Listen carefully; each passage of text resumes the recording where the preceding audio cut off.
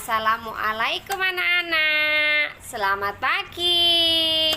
Apa kabar kalian? Pasti semuanya sehat semua. Nah, Winda mengingatkan kalau kemana-mana pakai masker. Jangan lupa cuci tangan pakai sabun. Airnya pakai air mengalir. Dan jangan berkerumun. Selalu jaga jarak. Nah anak-anak, Bu Winda pagi ini akan memberikan materi. Ikuti Bu Winda terus ya.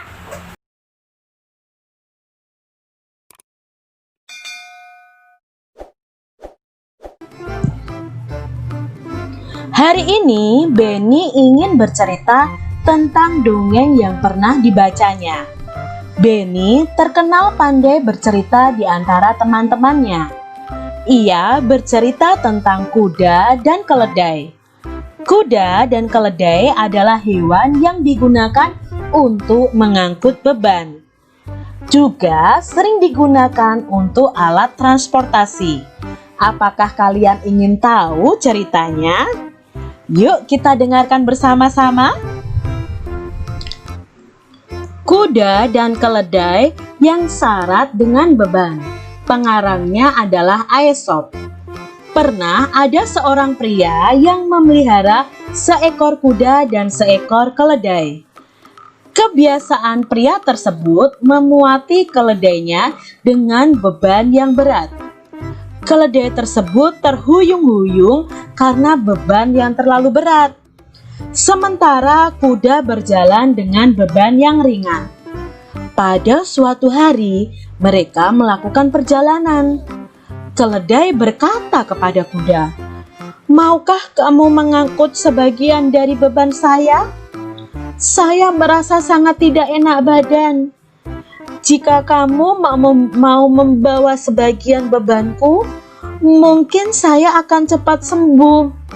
Beban yang terlalu berat ini bisa membunuhku," kata keledai sambil kesakitan adik-adik.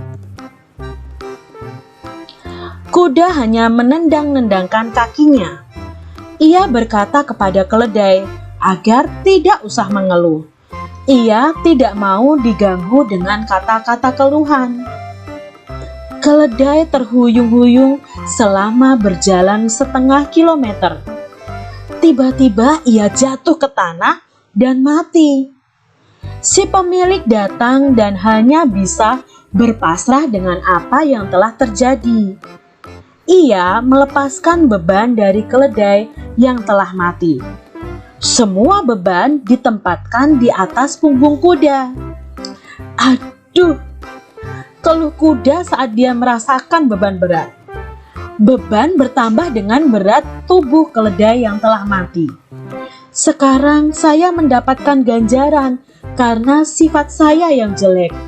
Saya menolak menanggung sebagian beban keledai. Sekarang saya harus membawa seluruh beban, ditambah dengan berat tubuh teman saya yang malang ini, keluh si kuda. Dongeng ini diambil dari rumahdongeng.com. Nah adik-adik, ini cerita tentang keledai dan dongeng. Kira-kira pesan apa yang bisa kalian ambil dari dongeng ini? Ya, susunlah kata-kata di bawah ini menjadi sebuah pesan moral yang terdapat dalam dongeng tadi adik-adik. Nah di sini ada kata kamu, bantuan, membutuhkan, bantulah, maka, orang, terbantu, akan, juga, yang.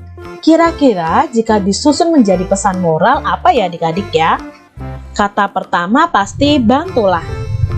Ya adik-adik, bantulah orang yang membutuhkan bantuan, maka kamu juga akan terbantu. Si kuda tadi tidak mau membantu si keledai. Pada akhirnya keledainya mati. Dan semua beban dari si keledai ini dipindahkan ke punggungnya si kuda. Ditambah beban si keledai juga dinaikkan di atas punggung si kuda.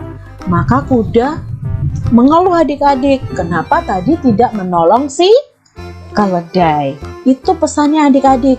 Jadi kalian harus membantu orang yang membutuhkan.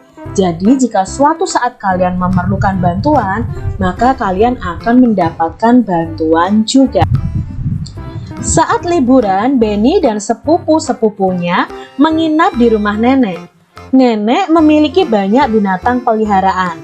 Bebek, ayam, dan kambing ada di kandang belakang rumah. Penduduk desa tempat tinggal nenek banyak yang memiliki hewan ternak. Benny dan sepupu-sepupunya senang berjalan-jalan di sekitar desa. Mereka melihat banyak binatang ternak. Mereka sudah mengunjungi peternakan sapi, domba, dan bebek. Setelah berkunjung ke berbagai peternakan, Benny memiliki beberapa masalah. Ia belum bisa memecahkan masalah-masalah tersebut. Mari kita bantu Benny memecahkan masalah. Bantu Benny ya menyelesaikan permasalahannya. Nah, di sini permasalahannya, di sebuah peternakan terdapat 6 kandang domba. Jika di setiap kandang terdapat 10 ekor domba, berapa jumlah domba dalam kandang? Nah, di sini kita tahu bahwa ada 6 kandang. Setiap kandangnya ada 10 ekor domba. Maka untuk mengetahui jumlahnya, kita bisa menulis 6 dikali 10. Berapa ya? 6 dikali 10? Ya, 6 dikali 10 adalah 60. Jika adik-adik belum hafal perkalian, kalian bisa melihat video Kak Citra tentang perkalian. Nah, 6 dikali 10 itu sama dengan 60. Jadi jumlah domba di kandang ada 60. Lalu permasalahan berikutnya, tiap kandang itu sesak dengan domba karena luas kandangnya tidak besar. Pemilik kandang berniat membuat kandang domba lagi, sehingga jumlah kandang domba ada 10. Yang awalnya ada 6, sekarang ada 10. Berapa ya isi domba di tiap kandang? Nah, maka di sini kita bisa mencarinya dengan 10 dikali berapa sama dengan 60. 60 itu dari mana, Kak? 60 ini adalah banyaknya domba tadi yang kita jawab di pertanyaan yang A. Berarti 10 dikali berapa sama dengan 60? Kalian harus ingat sifat pertukaran pada perkalian. Berarti di sini 6 dikali 10 sama dengan 60, maka 10 dikali 6 sama dengan 60. Jadi isi domba di tiap kandang itu ada 6.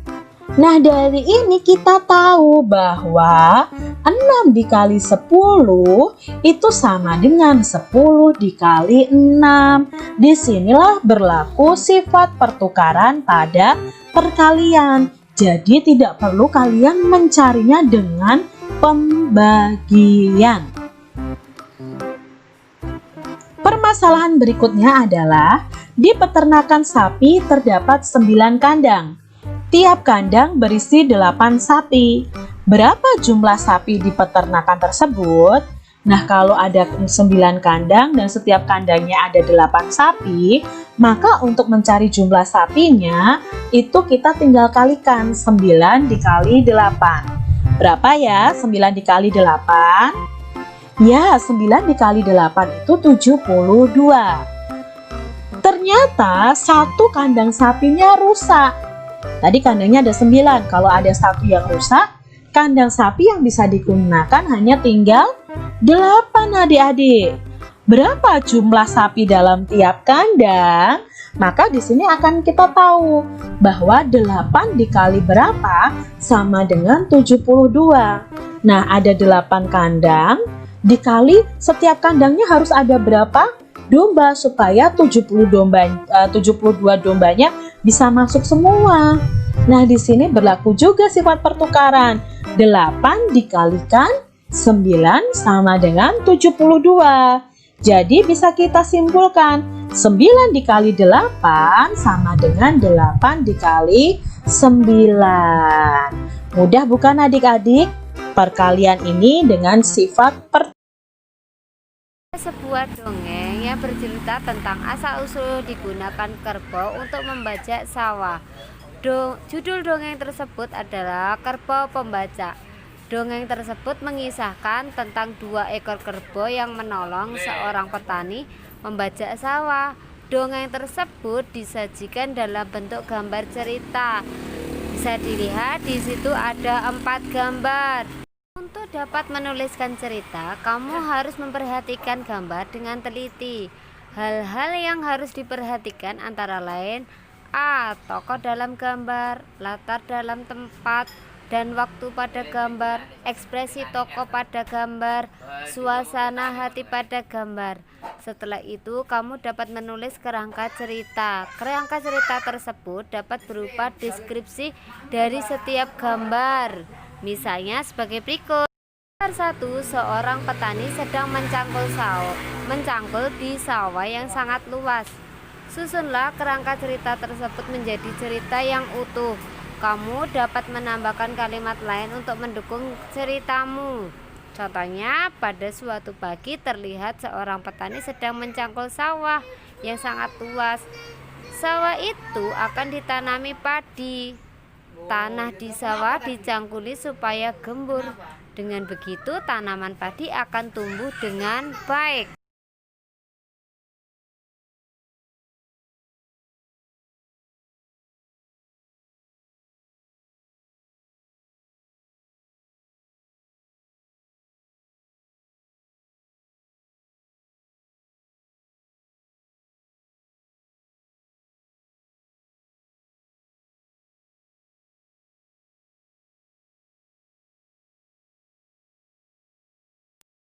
Nah, itu materi yang Bu Indah bawakan. Selalu belajar di rumah, tetap membaca.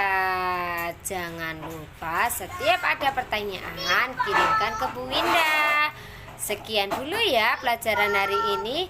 Assalamualaikum.